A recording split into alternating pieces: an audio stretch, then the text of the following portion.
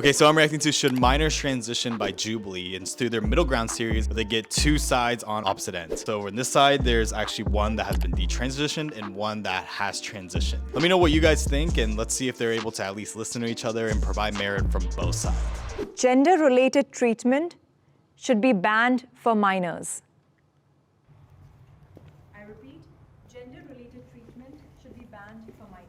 So one statistic that is interesting is that from 10 to 30% of people who have transitioned have detransitioned. And currently there's like different laws depending on states as well as even countries on whether someone who can be 18 can transition. What will be interesting for this video is that both sides have actually transitioned, but the side that has detransitioned has obviously regretted in the past. So it's going to be an interesting perspective because obviously it's not usually like both sides in a different issue where one side hasn't experienced one thing and then the other side has only experienced their perspectives. The detransition has experienced both sides. So let's take a look.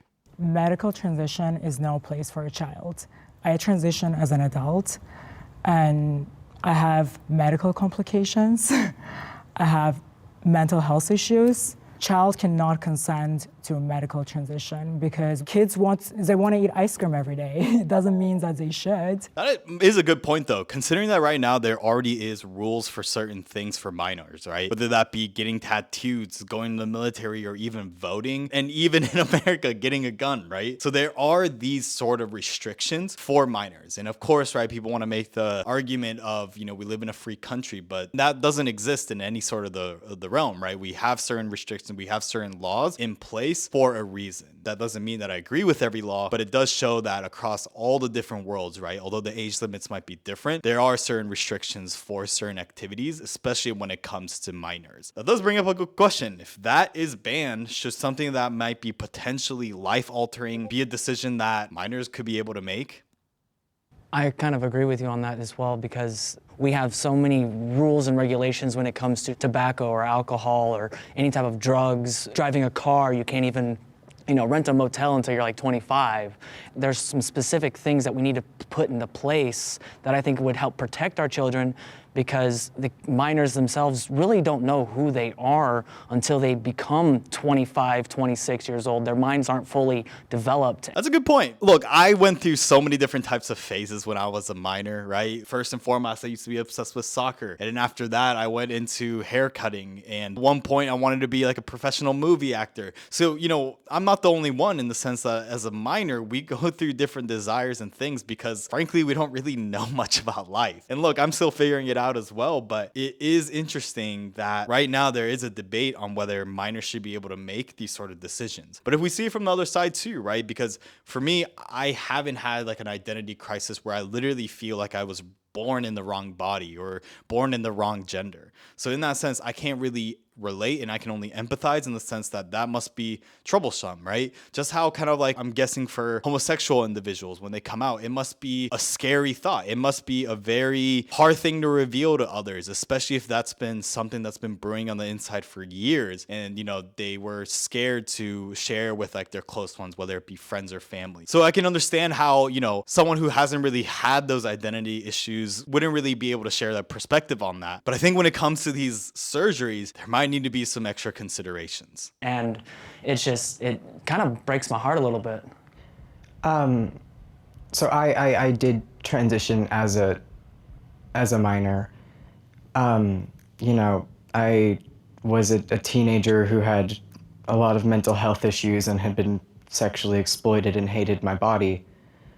And it ended with me kind of finding spaces where that was twisted into no, you're just a boy in the wrong body. And it ended with me having my first ever medical intervention being a double mastectomy at 16 before any hormones, before anything else. And because of transitioning at such a young age, in the past 6 months, I have watched my body fall apart and waste away in front of me. I have constant joint pain. I've watched my muscle mass waste away. I've watched my vocal cords hurt. I don't know if I'll ever be able to carry a child. The evidence we have suggests that the best way to figure out if gender dysphoria persists into adulthood is to let them grow up. Yeah. I've seen some couple pictures on mastectomies, and I don't know if I want to showcase it on YouTube because it might get age restricted.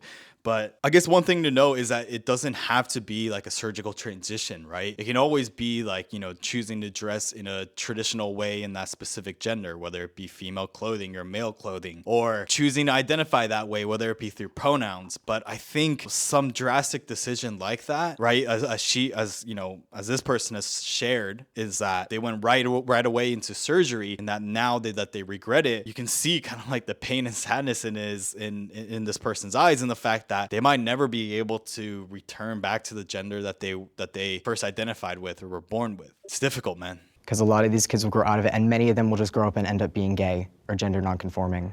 Yep.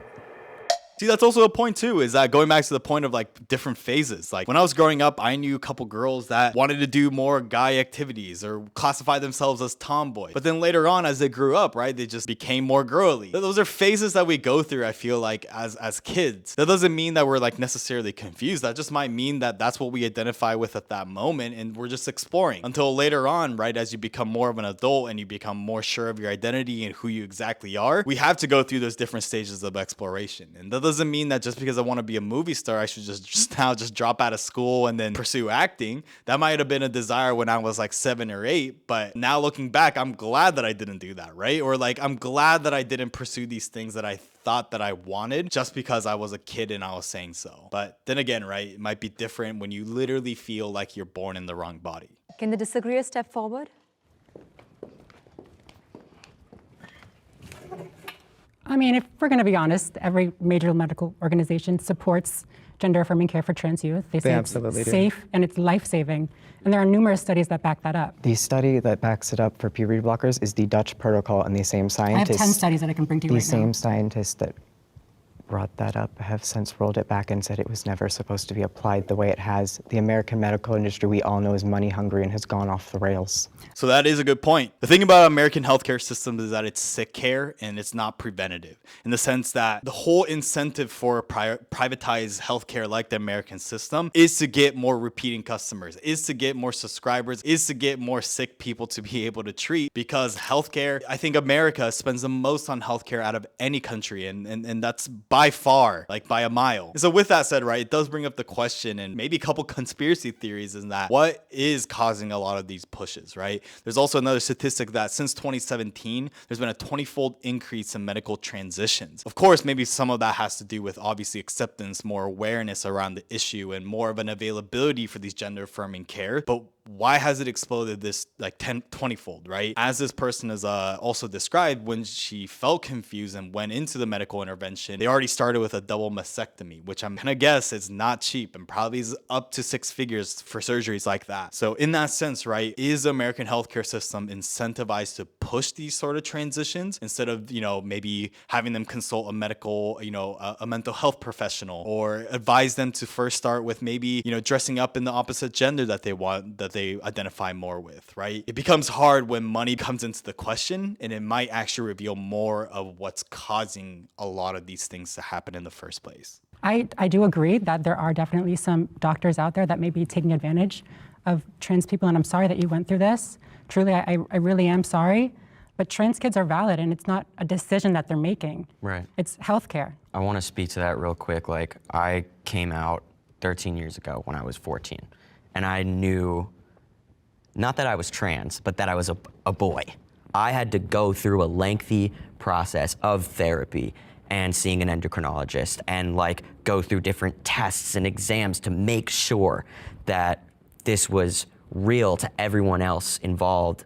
And I think that's important, right? Especially, right, if a minor really is convinced 120% that, they want to transition now to identify with the gender that they identify with, that if that is the protocol, that there needs to be very, very strict procedures in order to go through it. And that needs to include parental involvement. That needs to include different third-party mental health advocates that can't profit off of this to be able to determine if they are mentally fit to be able to make this decision, and if that they're completely convinced in doing so. And they also need to know the risk involved too, right? And this isn't just explained to the kid, because obviously if a kid makes up a decision, they're gonna do it, but it needs to involve the parents, right? It needs to involve all these different types of parties to sign off on it for it to happen. Because yes, I think a lot of arguments can be made that, look, if they aren't able to do this, trans kids also have high depressive rates, high suicide rates. So it's actually saving lives by being able to do this. But there also are instances too where if they regret it, that's just going back to the problem of square one, where you're now in a body where you don't identify with. And obviously that's the problem that you're trying to solve.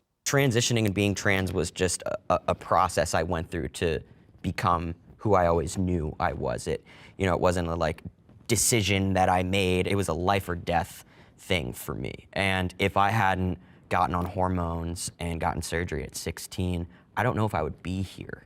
As a father, I have 4 kids, and also as a trans person, I think that knowing what it looked like for me. I gotta say though, a lot of these people that have transitioned, the surgery went really well. It's sometimes and this goes for any sort of surgeries, right? Whether it be boob jobs or something, sometimes it doesn't look the greatest, but I guess all these people got some top tier doctors that definitely knew what they were doing. Me as a child, and that experience of going through all of the turmoil and all of the trepidation around my gender identity, I would not put my children in that situation. And also, I don't think that surgeries should be allowed for minors. When we look at the data and we look at the statistics and we look at the research, the vast majority of these surgeries are happening to adults. They're not minors. So let's start there, right? And then further than that, if we look at puberty blockers are reversible. So when it comes to children, when we talk about puberty blockers, that gives them a shot. Yeah. And it gives them autonomy over their bodies. It gives them a space that they can explore their expression. They can explore who they are without surgeries, without all of these other things that could have permanent effects. Wow, that was a great take, right? So obviously this is a transition person who doesn't believe that minors should be able to do it, but it makes the case that puberty blockers should be allowed. So now there's also conflicting studies on something like this too, in the sense that puberty blockers essentially are used in other medical procedures to stop puberty. I think this happens in, maybe complications with growth hormones or something like that, or just abnormal puberty start or something. There is conflicting studies on if puberty blockers actually are reversible as well. There have been studies that indicate that loss of bone density can also happen. So again, I think it will require many parties to be involved to even sign off on something like that. My kids were maybe 8 and 10 when I started my transition. And so I talked to them in kid terms. I told my son, I said, look, your mom, dad wants to be a dad because that's how I feel. And my kids being so young, they understood it. They were like, okay, we're with it, And so as they got older, I would bring them into my world and get them to understand the things that maybe I was going through. But now that they're adults, they understand differences in people. So one thing I do want to make kind of a separate comment is that, look, I think nowadays we're seeing a lot of debate around this topic, right? Especially around gender and transitioning, and now in this specific case, transitioning for minors. And I think one thing that we need to know is that, I think Jubilee did a great job of casting different types of people for this and different perspectives, and especially normalizing a lot of these people, right? I think most of the times when we hear about trans people, I'm guessing that most of you and our viewers don't really know a trans person or isn't a trans person themselves. So when we hear about it, the first time we hear about it is on the news or maybe the most extreme examples, right? But obviously, I think anyone hearing Lucky in this instance would seem that he's a very reasonable person. He seems like someone who has a good head on his shoulders and has a unique experience that maybe you and I can't completely understand or relate with. Even though this might be a very unique perspective for most people, is that there's obviously very normal people that represent these types of perspectives. So I think Jubilee did a very good job of humanizing a lot of these kind of taboo perspectives and groups at the moment and showing them that, look, they're just like you and I with what makes us happy, what makes us angry, what makes us sad. But obviously for this person, for years, they lived through a life which they completely did not identify with. So there is such thing as gender fluid. How Yes. do you know that this kid is not going to change their gender expression later on? We really actually don't have studies on children that are taken over long term, like over 10 years, 20 years. You've only been on testosterone 14 years. One of the oldest trans men, Buck Angel, he almost died from testosterone.